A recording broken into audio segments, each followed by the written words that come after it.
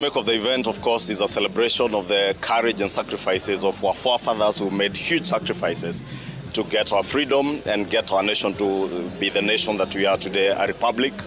self-governing, independent, and where we can shape our own cause. What I expect to hear from the President, of course, is a culmination of what he started during the State of the Nation address.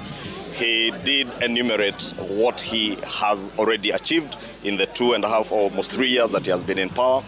and what he intends to achieve in the next 2 or so years before the next elections. And of course, beyond the elections and beyond even his term in office, in his quest to move our nation from a third world to a first world country. And I was saying I am also quite happy that there is good engagement, especially around the question of the setup of the infrastructure fund,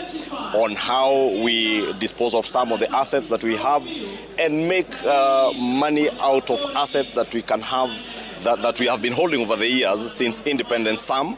and some that we have set up after independence, like Safaricom, for instance, that was privatized a few years back,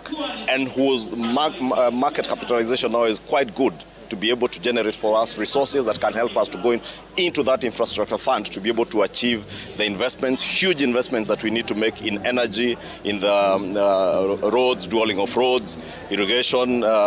for agriculture, and also provision of water to many parts of the country that are still water deficient. Therefore, I am optimistic that the Kenyan people have begun to see